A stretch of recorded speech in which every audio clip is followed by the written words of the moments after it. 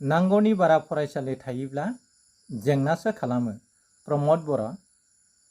हाबाब मा बुंलायखो जोंनि गेदेमा सारालाय, सालायासो फिस्लायफांदों नामासै सारनालाय, ना गाबोन कारेक्सन खालामनांसिगोन नामा सारालाय, ना सारेन्डार जाबाय नामासै सारालाय, सारालाय गादियाव जिरायनानै खुंथाइ गोहोखौ आबुङै बाहायनो हायाखिसै नामा? नोंथाङा बुंनाय बाथ्राया न' मर स्कुल प्रभिन्सियेलाइजेसन इन आसाम, बे बाथ्राजोंनो गोरोबाखै दा? नोंथाङा दिनै गादियाव जिरायनानै गादिनि निसाजों हुस गैयै बुंखो ना माखो? जों सिमां नुनाय बादिसो मोनदों सार। नोंथांनि बे बाथ्रा बुंनायखौ खोनानानै जोंनि हालामाव फरायसालिफोरखौ जेराव मेराव जोबोरैनो गोनांथार। जेराव थांनांगौ बे ओनसोल एबा गामिफ्राव रायजो राजाफ्रा फरायसालिखौ गायसननाय जादोंमोन आरो जायफोर फरायसालिफ्रा दिनै सरकारि जायाखिसै बेजों लोगोसे गोबां फरायसालिनि फोरोंगिरिफ्रा थाइसेबो रांनि हेफाजाब मोनालासेनो दिनै बेसेबांबा दुखु जारलाजों जिउ खुंबोदों आरो सोरबाफ्रा आजिराबो मोनलांबाय। थेवबो बर' हारिखौ सिबिनायनि थांखिजों, हारिनि सुबुं सम्पद सोरजिनायनि थांखिजों दिनैसिम गावखौनो हारिनि मुङाव गावनि बेसेबांबा बेसेन गोसा बिहोमाखौ होनानै गावनि जिउ फारसे फेरलेबसेबो सानाबालासिनो गावखौनो बावसोमबोनाय बादि बावसोमबोबाय। ओनसोलाव एबा गामियाव नांगौथिखौ सुफुंबोबाय। जेराव ओनसोलफ्राव नांगौनि बारा फरायसालि गायसननानै जेंना खालामबोआखैमोन सार। नोंथाङा बोरैहाय नुहुरखो नांगौनि बारा फरायसालिफोर गायसननायखौबा? अदेबानि राहा गोथे जानाय नालाय साराबो गादियाव जिरायनानै थानांगौबोला, गोहोखौ मोनफुंनानै थानांगौबोला कमप्रमाइजिं पलिटिक्स खालामनायाव नुहुरखागोनखा नांगौनि बाराखौ साराबो। नाथाय हारिनि गासैबो जेंनाफोरखौ सुफुंनो थाखायनोथ' बेफोर गोबां थांखिफोरखौ लानानै बिटिआरनि गोरोबथा खालामबाय आरो बैफोर फरायसालिफोरखौ सरकारि खालामनाय थांखिजोंनो बिटिआरनि 6.3 दफायाव government of Assam will initiated measures Government of Assam will initiate measures to provincialize 1. School and colleges established in BTT and 2. Bodo medium school outside BTT as per special needs and requirement. The state govt will also take measures to appoint lecturers in Bodo department in colleges outside BTT as a special consideration खौ खालामबोबाय।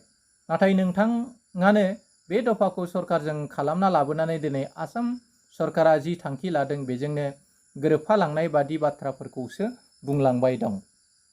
दिनै नोंथांनि बादिब्ला नो मोर school प्रभिन्सियेलाइजेसन इन Assam भार्सास BTR record clause 6.6.3 implementation बावहाय खेंसालियै नोंथांनि दिनैनि बाथ्राजों जोंनो फोरमान होआखैना नोंथाङा बे दफाखौ मावफुंनो हायैखौ खेंसालियै स्वीकार खालामनाय बाथ्राखौनो?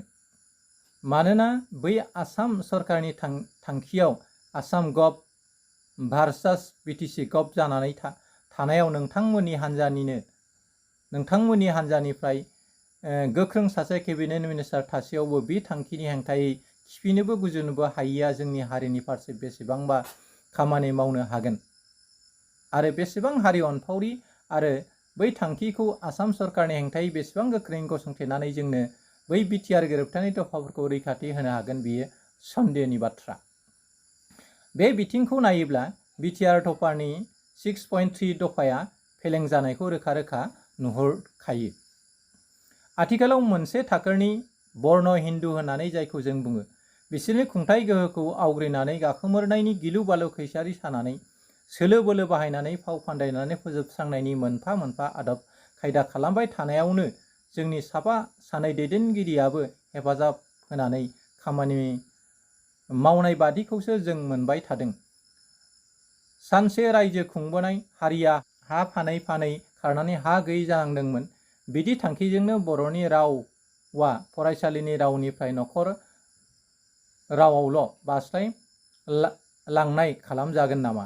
जेराव बिदिन्थि महरै दिनै जोंनि ओनसोलनि मोनसे गामि पाटला लासो आनन्द बाजार जिल्ला बाक्सा थाना सालबारि बिटिसि समस्ति 27 नं सालबारि बे गामियाव दिनै रायजो राजाफ्रा नांगौ होननानै फरायसालि गायसनदोंमोनब्लाबो बर' बिजोंनि फरायसालिया थैनानै दिनै बर' फरायसाफ्रा असमिया बिजोंजों फरायनानै बिथांमोना बर' राव रायज्लायनो रोङा जालांबाय आरो न'खरावबो असमिया राव हारिमुजों गोरोबफ्ले जोबलांहांथारबाय। नोंथांनि बिदि हारिनि खहा जानाय बिबुंथिजों हागोन दा बैफोरबादि ओनसोलखौ जोंनि हारिनि राव थुनलाइ आरो हारिमुखौ फोथांना लाखिनो? अदेबानि साराबो फरायसा आफादाव थानानै गावनि गथ'फोरखौ इंराजि बिजोङाव फरायहोखादोंमोन नालाय नो टेनसन। जोंसो खैफोद